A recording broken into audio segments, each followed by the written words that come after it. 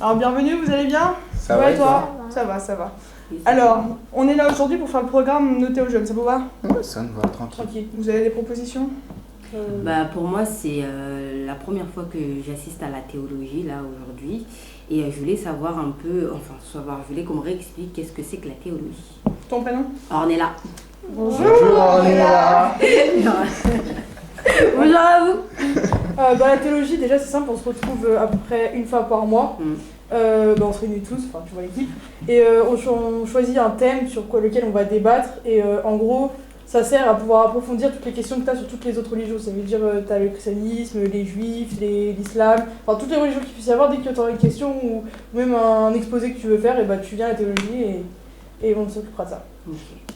Et chacun notre tour, en fait, on fait une sorte d'exposé sur les thèmes qu'on va faire justement. Là, on va choisir tous les thèmes en fonction de l'année.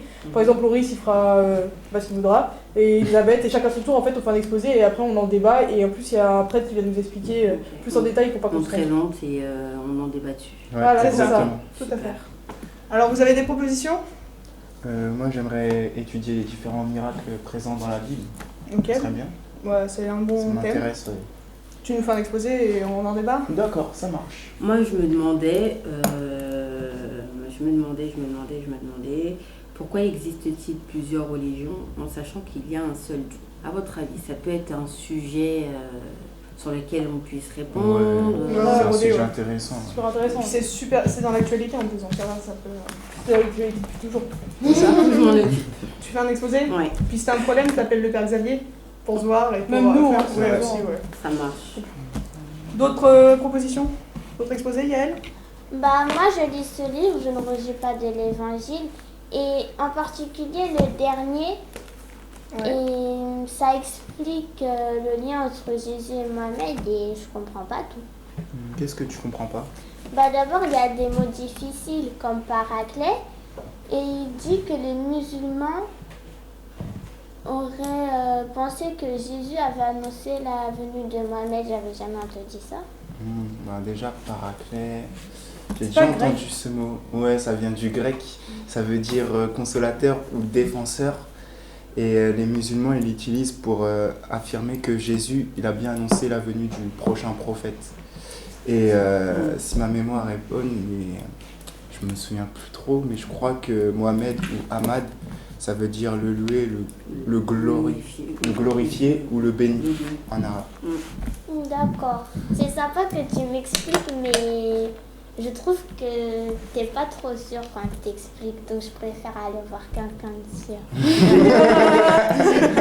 Je comprends, mais si tu veux, on peut travailler dessus ensemble. Ok. En plus, ça tombe bien parce que je dois aller voir justement ma mère au presbytère ce soir. Et il y a le père Vianney qui est de permanence. Et donc, il pourra nous répondre à notre question. Ok. Ça, notre exposé, il sera mieux. Voilà. On ira. Vous en occupez? Oui. Parfait. Nickel.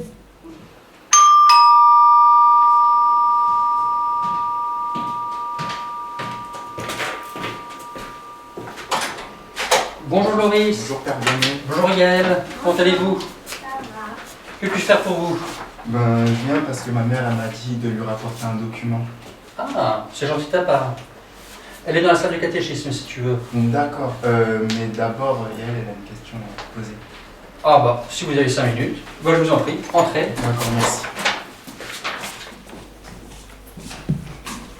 Installez-vous. Merci. Alors, qu'est-ce que tu dis de beau? Je ne pose pas de l'évangile. Je ne rougis pas de l'évangile. Et c'est là-dessus que tu as une question? Oui. Donc, Père Vianney, j'ai une question. Tout à l'heure, je disais je ne relis pas de l'évangile. Et le chapitre qui aborde la question de savoir s'il y a un lien entre Jésus et Mohamed. Et j'ai beaucoup de mal à comprendre ça. Est-ce que Jésus a vraiment annoncé la venue de Mohamed? C'est une très bonne question. Alors, non. Jésus n'a jamais annoncé d'autres prophètes après lui. Pourtant, il y a des musulmans qui disent que c'est le cas. En plus, Loris tout à l'heure m'a dit que les musulmans s'appuient sur l'annonce que Jésus fait concernant le paraclet Exactement. qui viendra après lui. C'est vrai? En effet. Mais cela est dû à une mauvaise traduction, une mauvaise interprétation du mot paraclé en grec, dans le texte biblique qui est écrit en grec, et donc qui permet des traductions différentes et qui a été modifié dans la traduction. Comment ça? Certains penseurs musulmans disent que dans l'Évangile, là où il y a marqué, là où il y a écrit paraklétos, qui se traduit par défenseur,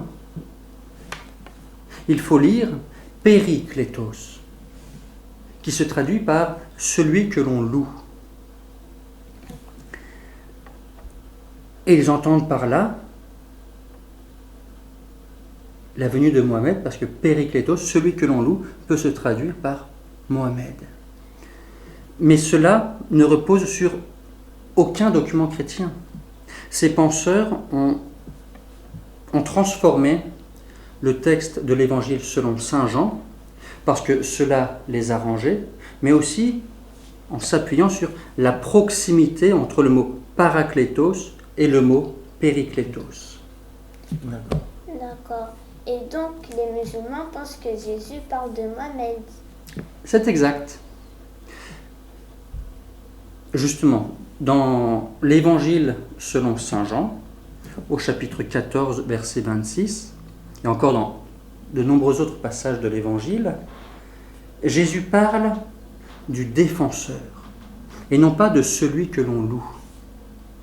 C'est ici que les musulmans se trompent, puisque dans ce verset, Jésus n'annonce pas la venue de Mohamed, mais il annonce la venue de l'Esprit Saint. Et l'Esprit Saint est vraiment venu. Il est venu au jour de la Pentecôte. Il est venu comme une force, comme la puissance de Dieu sur les apôtres. Et c'est lui qui leur a donné de ne plus avoir peur, qui leur a donné d'aller annoncer dans le monde entier la bonne nouvelle qu'il n'y a pas d'autre sauveur dans le monde que Jésus. Donc, Jésus n'a jamais annoncé Mohamed. Mais quels sont les liens qui les unissent enfin s'ils en ont un? Dans l'islam, Jésus est appelé Issa et il est reconnu comme un prophète. Mais il n'est pas reconnu comme étant le Fils de Dieu. En tant que prophète, pour les musulmans, Issa annonce la venue prochaine de Mohamed. Pour nous, les chrétiens, il n'y a pas de Issa, il y a Jésus. Et Jésus, dont le prénom araméen signifie Dieu sauve. Il est le Fils éternel du Dieu Tout-Puissant. Et parce qu'il est Tout-Puissant, il s'est abaissé, il s'est fait homme, il s'est fait l'un d'entre nous. Pour nous révéler quoi? Pour nous révéler la vérité sur Dieu et la vérité sur l'homme. Ainsi, pour nous, quand ce que dit ou fait Mohamed est conforme à ce que dit ou fait Jésus, alors Mohamed est conforme, ajusté à Dieu. C'est par exemple le cas lorsque Mohamed déclare qu'il n'y a qu'un seul Dieu, que c'est lui seul qu'il faut adorer. C'est le cas encore lorsqu'il dit qu'il faut défendre et protéger le pauvre, l'orphelin, le plus faible. D'accord. Mais quand ce que dit ou quand ce que fait Mohamed n'est pas conforme à ce que dit ou fait Jésus, alors il n'est pas conforme, il n'est pas ajusté à Dieu. C'est par exemple lorsque Mohamed proclame qu'il faut défendre son message par les armes. C'est le cas lorsqu'il se marie plusieurs fois, alors sa vie est en opposition avec la vie et avec le message de Jésus. Finalement, pour nous, Jésus permet de discerner ce qui est bien et ce qui est mal, tant dans notre vie que dans la vie de Mohamed. D'ailleurs, nous sommes d'accord avec les musulmans. C'est Jésus, lors du jugement dernier, Issa pour les musulmans, qui reviendra à la fin des temps. C'est lui qui passera en jugement tous les hommes. C'est lui qui jugera tous les prophètes, y compris Mohamed. D'ailleurs, Mohamed dit lui-même, c'est ce qui nous est relaté dans un hadith, c'est-à-dire une parole, une déclaration, un propos, un hadith très connu dans la tradition islamique. Jésus est le témoin du temps final.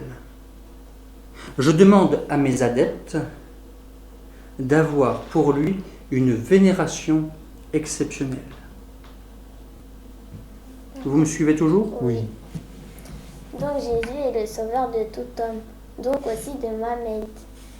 Et dans la Bible et le Coran, il n'est pas dit la même chose de lui. Il y a des similitudes, mais aussi de grandes différences. Moi, je m'en tiens à ce que la foi chrétienne m'enseigne et cela me suffit. Moi aussi. Bon, Ah bah, je vous remercie, Père Vianney, d'avoir répondu à c'est ma un plaisir. Hein. Puis n'hésitez pas à revenir si vous avez la moindre question. D'accord. Pas de souci. Bon, et puis bonne lecture alors. Merci.